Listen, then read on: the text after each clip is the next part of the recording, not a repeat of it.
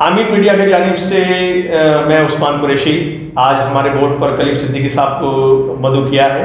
कलीम सिद्दीकी साहब एक CAA NRC को लेकर इन्होंने काफ़ी कुछ जद्दोजहद की अहमदाबाद में, और एक दूसरा शाहीन बाग यहाँ पे इन्होंने एक ऐसा मास्क खोल रखा था, और उसके साथ साथ कई इन्होंने प्रोग्राम दे रखे थे जिसमें एक से ज़ायद जगह पर इन्होंने मोर्चे खोले थे।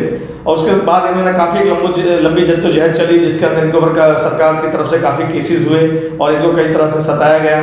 तो आज इनको हमने स्टूडियो पर बुलाकर ये जानने की कोशिश करेंगे कि इनके साथ क्या मामले रहे। तो जनाब सिद्दीकी साहब, आपका आमीन के मीडिया पर खैर मकदम है। शुक्रिया।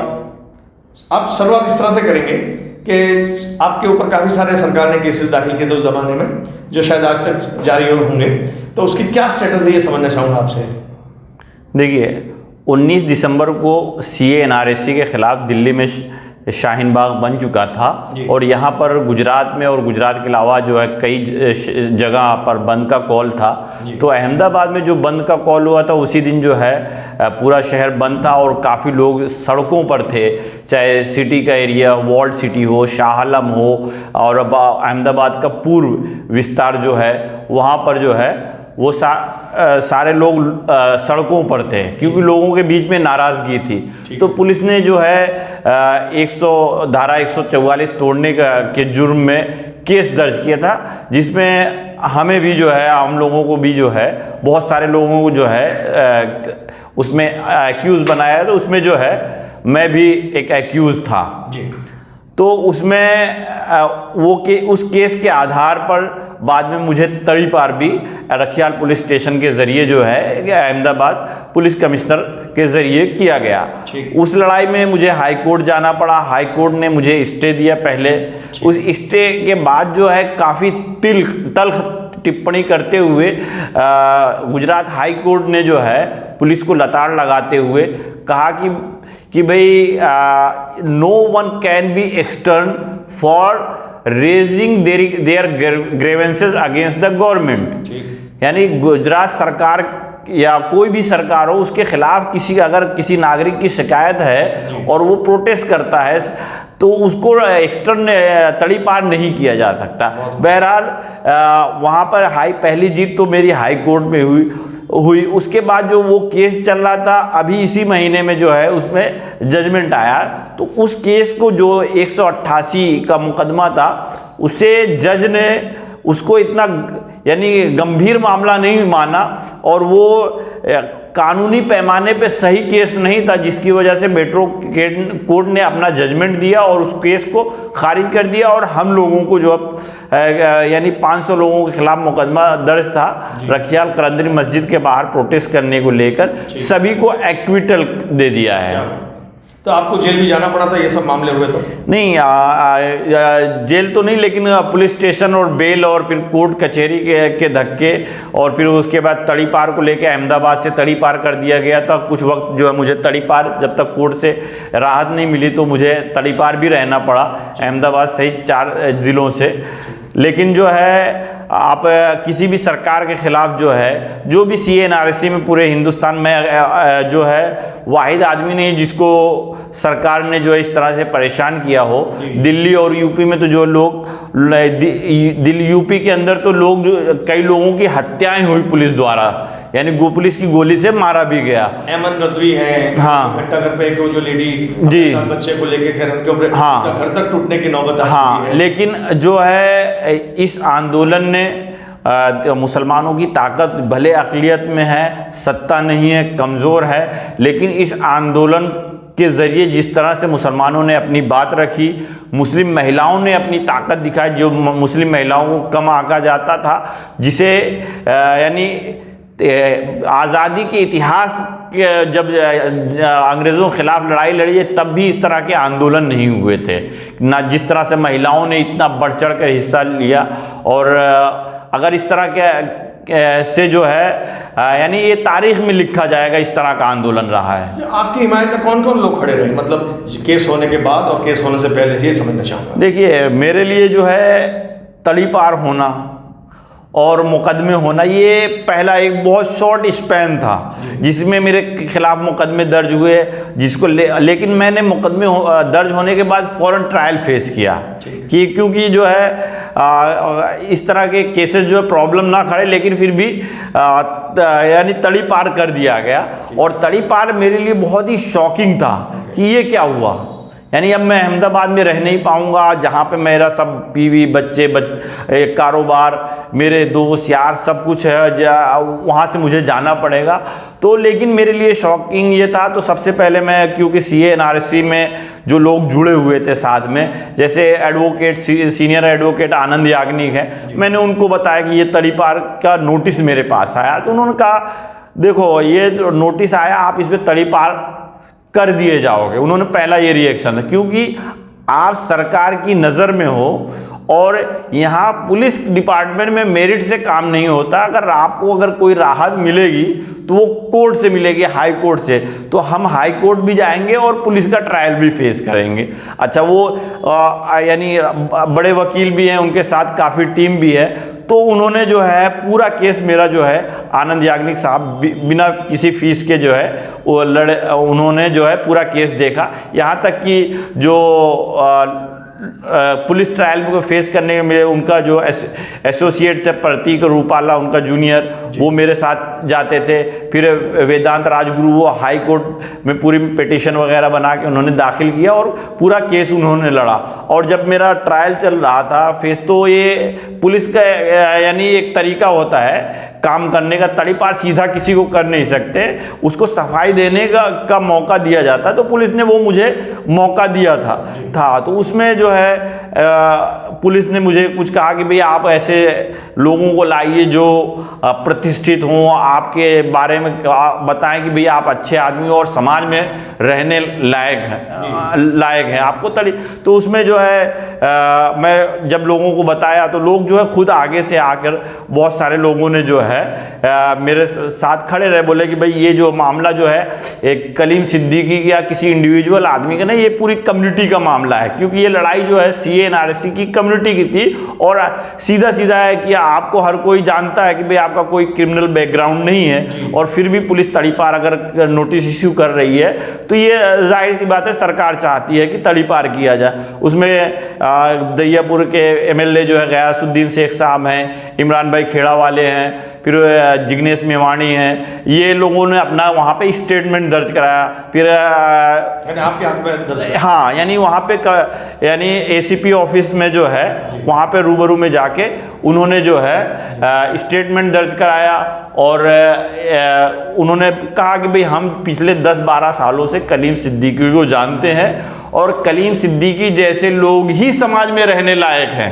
अच्छा, घर वालों का कैसा हौसला अफजाई रही आपकी? देखिए, मैं तो रोजी रोटी से दूर, तड़ी पार, हाँ, काफी सारे वसाइल जब होते हैं, तो ऐसे मामले में बीवी का और बच्चों का क्या किरदार रहा? जब मुझे नोटिस इशू हुआ तो मैंने किसी यानी सबको मालूम हो गया था, लेकिन मेरे घर के लोगों को नहीं मालूम था कि तड़ी पार का कोई, मैं और घर पे बताना नहीं चाहता था। लेकिन जब अखबारों में आने लग गया, अखबारों में आया तो मेरे भांजे भतीजे वो अखबार पढ़कर मेरे घर पे आ गए कि भाई ये क्या पेपर में छपा है। तब जाके मेरे घर के सारे लोगों को जो है सबके लिए ये क्या हो, सबके लिए यानी पहला एक्सपीरियंस था। हालांकि जो है मेरे घर के लोग जो है जानते हैं कि भाई ये एक्टिविस्ट है और ये इस तरह के काम करता है, लेकिन मेरे से कहा, समझाया कि भाई ये तड़ी पार हो गए हो, इस तरह से जो है तुम जो है आंदोलन करते, ये करते, ये सारी चीज़ों से दूर रहो। अब जो हो गया वो हो गया, उसको ट्रायल को फेस करो। तो वो ट्रायल फेस किया, घर के लोग भाई वगैरह सब खड़े रहे, मेरे गैर मौजूदगी में उन लोगों ने सब संभाला।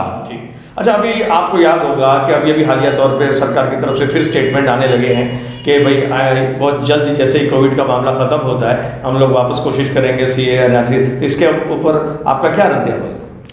देखिए, ये कानून जो है अगर हिंदुस्तान में लागू हो जाती है, ये मुसलमानों के लिए जीने और मरने का सवाल होगा।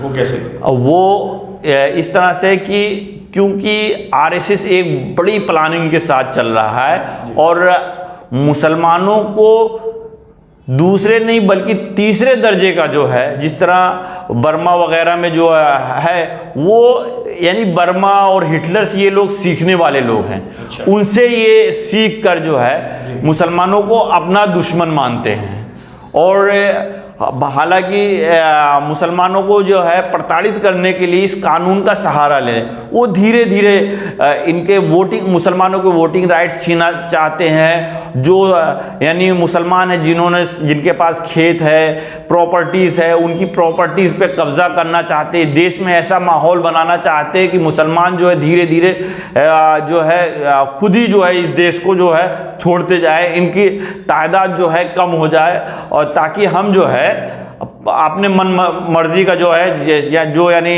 गांधी और नेहरू के और राम मनोहर लोहिया के सपनों का हिंदुस्तान था वो ना बनकर गोलवालकर और सावरकर के सपनों का हिंदुस्तान बने। लेकिन ये बात तो इनकी एक बीजेपी की थिंक टैंक की वजह उनके इरादे हैं। हाँ। लेकिन आमतौर पे जो आम हिंदू है उसका क्या तासुर है? आपके इतने जद्दोजहद में आपने क्या सामने आया? देखिए, मुझे इस जद्दोजहद में मेरे साथ सबसे ज़्यादा जो अगर कोई खड़ा रहा मुसलमानों के कंपैरिजन में जो है नॉन मुस्लिम कम्युनिटी मेरे साथ ज़्यादा खड़ी रही। और उसके बाद जो है अहमदाबाद CA NRC आंदोलन भले हमने शुरू किया, लेकिन उस आंदोलन को जो है IIM Ahmedabad, CEPT university, Ahmedabad university, Gujarat university, Pandit Deendayal Upadhyay university, central university, Gandhinagar, ये सारी यूनिवर्सिटीज़ स्टूडेंट्स वहाँ के और वहाँ के प्रोफेसर वो सारे लोग इस मूवमेंट को चला रहे थे। अहमदाबाद के एक्टिविस्ट, हिंदू एक्टिविस्ट चला रहे थे और यही हमारी जो सबसे बड़ी सफलता थी। और इस आंदोलन की सबसे बड़ी सफलता थी कि इस आंदोलन को बिल्कुल राष्ट्रवादी तरीके से चलाया गया और बिल्कुल जो है गांधी के तरीके से चलाया गया।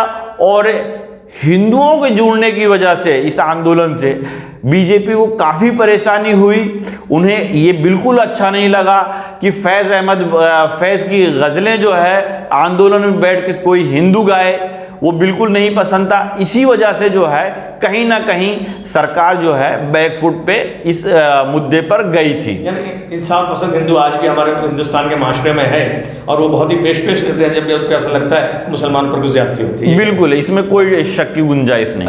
कलीम सिद्दीकी साहब, आपने जैसे देखा होगा कि ये जो NRC की एक वजह ये बताई जाती है कि पड़ोसी मुल्क में जब गैर मुस्लिम लोग को सताया जाता है तो वो सबसे NRC का एक यहाँ पे इनकी आसानी पैदा करेगा, इस तरह से उसको पेश किया जाता है।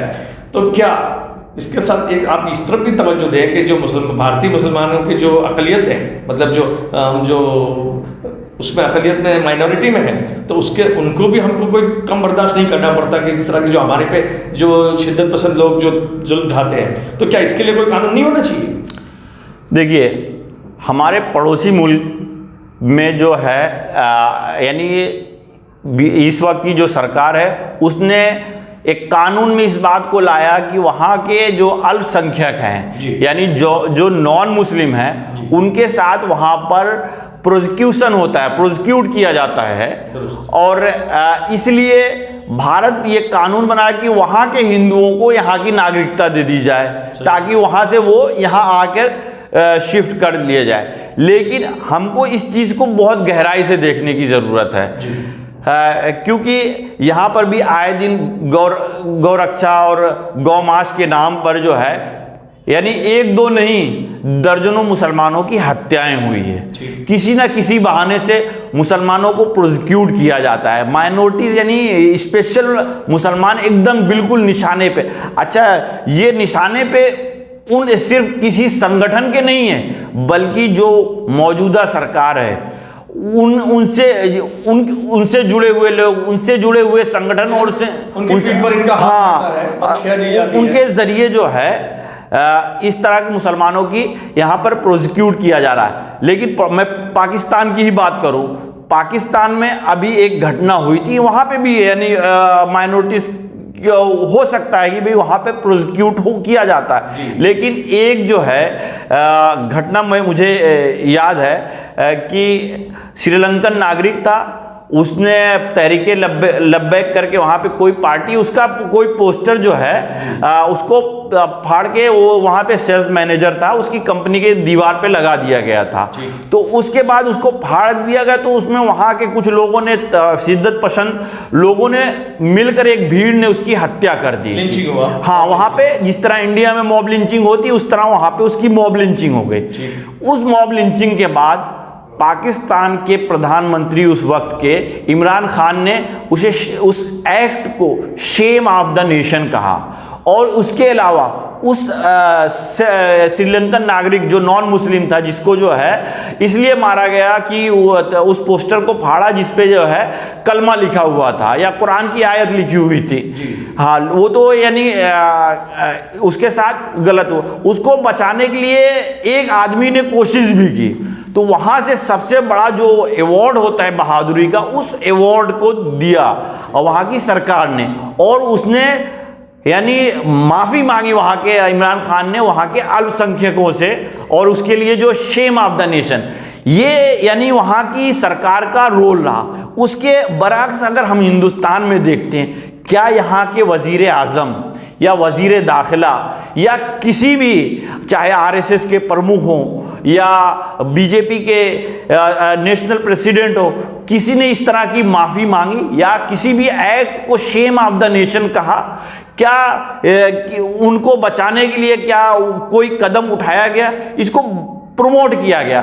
तो हम जो है, अगर हम इस तरह के प्रोसिक्यूशन को नहीं रोक पा रहे हैं, तो पड़ोस मुल्क में अगर प्रोसिक्यूट किया जा रहा है माइनॉरिटीज़ को, तो यहाँ के लोगों को, यहाँ के सरकार को बिल्कुल भी ये राइट नहीं है कि पड़ोस के मुल्क पे इस वजह से उंगली उठाए कि वहाँ पे माइनॉरिटीज़ को जो है प्रोसिक्यूट किया है। सबसे पहले यहाँ के माइनॉरिटी को सुरक्षा देना पड़ेगा, यहाँ के सुरक्षा माइनॉरिटीज़ का भरोसा जीतना पड़ेगा, उसके बाद इस तरह के कानून की हम बात करने का सरकार के पास अधिकार होगा। बहुत खूब बात है। इसके अलावा दूसरी चीज मैं ये बता दूं कि कानून बनाने की जरूरत तो है। पड़ोसी मुल्क, हम चाहे बीजेपी पाकिस्तान को ले आती है, कभी कभी बांग्लादेश को ले आती है, वहाँ के हम राइट्स की अगर बात करें तो पाकिस्तान जो बिल्कुल हम कह रहे हैं कि बदनाम मुल्क है, लेकिन वहाँ 2 से 3% जो नॉन मुस्लिम हैं, उनके लिए वहाँ की नेशनल असेंबली जो पार्लियामेंट है वहाँ की 10 सीट को रिजर्व किया है। 10 सीट, और इस बार 11 जो है लास्ट इलेक्शन में 11 नॉन मुस्लिम एक जनरल सीट से भी वहाँ पे जीत कर आया है। ये और उसके अलावा अपर हाउस पे 4 सीट को रिजर्व किया है। क्या भारत इस तरह का कानून नहीं बना सकती है कि यहाँ के माइनॉरिटीज के पॉलिटिकल और सोशल राइट्स को सिक्योर किया जाए? इंसाफ का जज्बा ज्यादा है। हाँ, हमारे करते पड़ोसी मुल्क में बिल्कुल वहां पर, और गवर्नमेंट जॉब में जो है पाकिस्तान में जो है टेरिटरी वाइज जो है, स्टेट वाइज जो रिजर्वेशन है, वहां पर जो है पंजाबी, नॉन पंजाबी, सिंध, ये सारी चीजों को लेकर बातें होती, तो वहां पर स्टेट वाइज रिजर्वेशन है, जिसमें सिंध प्रांत की को भी के लिए भी नौकरियों में जो है एक सर्टेन परसेंटेज को फिक्स किया गया, और यहाँ पे सबसे ज़्यादा हिंदू यहीं पर सिंध प्रांत में आते, जिसके ज़रिए वो वहाँ की सरकारी नौकरियों में पहुँच जाते। इसी तरह बांग्लादेश में 17 नॉन मुस्लिम नेशनल, वहाँ की जो पार्लियामेंट है उसके अंदर नॉन मुस्लिम जीत कर पहुँचे, और 5% सीट जो है रिजर्व है माइनॉरिटीज़ के लिए, और वहाँ 5% गवर्नमेंट जॉब में कोटा भी है। तो हम कैसे, यानी यहाँ पर हिंदुस्तान में पाकिस्तान और बांग्लादेश का नाम लेने से लोग डरते हैं, लेकिन जो अगर कुछ सीखना है तो हिटलर से नहीं सीखना है, हमको सीखना है तो अच्छाइयों से सीखना। अगर पाकिस्तान के अंदर कुछ अच्छाइयाँ हैं, बांग्लादेश के अंदर कुछ अच्छाइयाँ हैं, तो उन अच्छाइयों को लेते हुए हमें भारत में एक कानून बनाने की ज़रूरत है, ताकि यहाँ पर जो है मुसलमानों का पॉलिटिकल राइट्स और सोशल राइट और एजुकेशनल और गवर्नमेंट जॉब में रिजर्व, उनकी जो जनसंख्या है उस जनसंख्या के प्रोपोर्शनेट में जो है सर्टेन परसेंट, अगर उतना नहीं दे सकते फिर भी हमको, अगर हमारी 15% है तो 10% हमको मिलना चाहिए। ठीक। तो ये थे कलीम सिद्दीकी अहमदाबाद से। इन्होंने आज बहुत अच्छी तरीके से एनआरसी पर और सीए पर अपनी राय रखी और हिंदुस्तान के मुसलमानों के लिए एक अलग कानून होना चाहिए जिसकी वजह से माइनॉरिटीज़ को या बेहतरीन उनके हक की तहफ़्फ़ुज़ हो सके, उसके ऊपर इन्होंने अपने ख्याल किए। बहुत शुक्रिया कलीम सिद्दीकी साहब। Thank you.